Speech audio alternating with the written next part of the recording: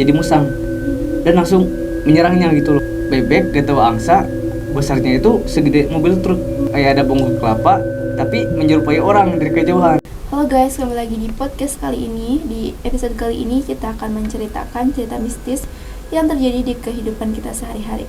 Yuk langsung aja simak ceritanya. Oke, jadi cerita ini tuh saya dapat dari paman saya. Nah, awal mulanya itu di tahun itu tuh karena ini kejadiannya beberapa tahun yang lalu ya. Di tahun itu tuh lagi musim-musim togel lah atau slot. Nah, ya jadi paman saya kan ngerantau. Nah, teman-teman paman saya itu suka main-main gitu yuk ke togel gitu. Nah, tapi mereka tuh gak berani kalau nyari-nyari. Kan biasanya kalau orang yang suka togel tuh nyari-nyari tempat nomor di tempat-tempat kanker gitu lah. Tapi teman-teman paman saya itu gak berani gitu untuk nyari nomor tersebut di tempat-tempat kanker. Nah, jadi alhasil nyuruh paman saya lah dengan iming-iming akan diberi imbalan lah dari hasil uang tersebut. Nah, paman saya pun mengiyakan permintaan teman-temannya, bukan karena mau diberi imbalan ya, tapi karena cuma teman gitu loh, cuma mau jemput teman ya. Gitu. Nah, teman setelah itu tuh teman-teman paman saya tuh pulang untuk menyiapkan kayak sesajen apa saja yang akan digunakan itu loh untuk itu tuh. Nah, setelah persiapan itu paman saya tuh langsung berangkat ke salah satu danau. Kalau orang Tangerang pasti tahu lah. Nama itu kalau gak salah Danau Alam Raya. Di daerah apa ya? Saya lupa daerahnya, pokoknya Danau Alam Raya di daerah Tangerang.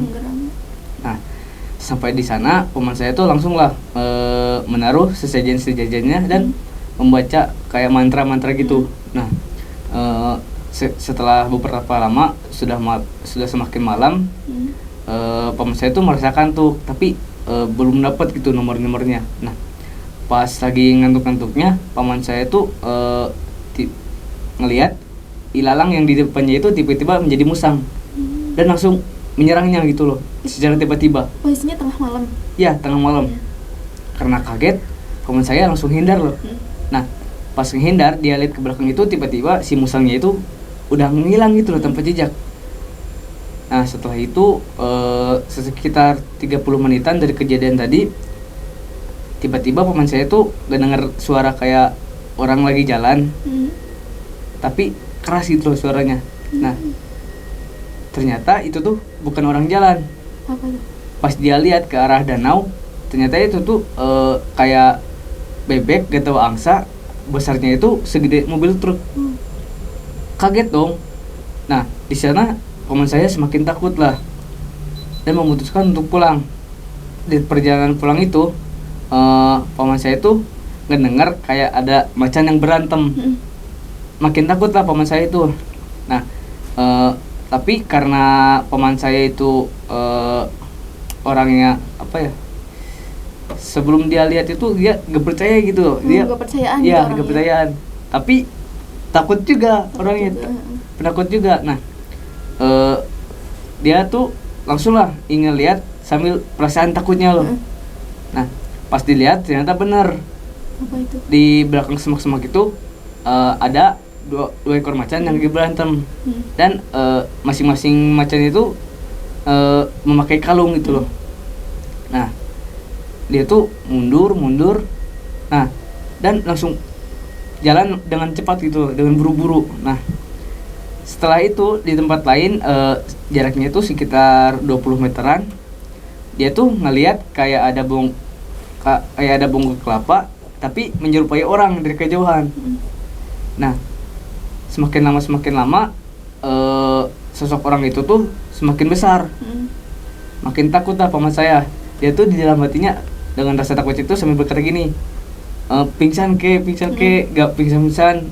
Dia tuh ngerapnya dia tuh pingsan, pas bangun tuh udah pagi. Nah, karena semakin malam juga kan, dia takut tuh kalau mundur ada macan, kalau maju ada sosok itu. Nah, akhirnya dia tuh memutuskan untuk memberanikan diri untuk majulah pulang. Nah, pas jalan paman saya itu ngerasa aneh lagi. Kan biasanya kalau sosok itu tuh didekatin tuh makin dekat. Nah, ini malah makin jauh sosok itu tuh. Padahal tempatnya itu sama, masih di sana. Nah, semakin dekat, ternyata sosok itu tuh perlahan menghilang. Dan akhirnya tenanglah paman saya. Nah, pas sampai di rumah, dia tuh digangguin lagi tuh, kayak ada suara-suara kuntilanak lah, apalah. Dia tuh langsung memanggil teman-temannya untuk ke rumahnya untuk menginfokan bahwa dia tuh sudah mendapat nomor. Nah, dan sesampainya teman-temannya sampai di rumah paman saya, paman saya tuh langsung menceritakan apa yang dia alami saat dia dan perjalanan pulang tadi. Nah, dan dia tuh kalau teman-teman nyuruh buat nyari nomor di tempat itu lagi, nggak mau gitu loh, karena kan udah kejadian. Iya, saking takutnya juga. Setelah itu teman-temannya pun pulang, paman saya tuh langsung tidur. Nah, keesokan harinya teman-teman paman saya itu langsung memasang lah nomor itu di situs-situs togel atau slot gitu. Nah, dan bener dong nomornya itu tembus lah, dan jackpot kira-kira yang didapat teman-temannya itu masing-masing itu 50 juta lah. Ternyata dapat gitu dari. Iya, ternyata dapat, lumayan besar juga. Karena teman-temannya sudah janji ingin memberikan imbalan lah ke paman saya, akhirnya mereka pun berangsur-angsur datang ke rumah paman saya. Nah, di sana masing-masing dari temannya itu mau ngasih ke paman saya 10 juta. Tapi paman saya itu menolak secara halus. Karena dia tahu apa yang dilakukan itu salah, dan apa yang sudah dialaminya itu takut kalau uangnya dipakai, takut makin terjadi apa-apa. Nah, dan akhirnya ya uang itu tuh dipakailah oleh teman-teman paman saya. Dan paman saya itu tuh dari sana tuh udah gak mau berurusan lagi sama yang namanya begituan slot kayak togel, kayak apalah semacam gitulah. Udah.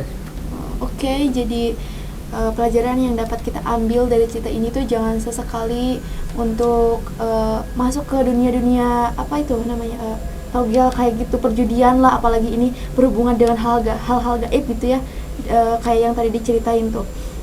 Itu juga kan bisa membuat kita mengancam bagi kita gitu. Oke, mungkin cukup sampai sini cerita mistis kali ini. Untuk kalian yang punya cerita bisa langsung aja DM dan terus di kolom komentar di Instagram Aruna Media Official. Oke.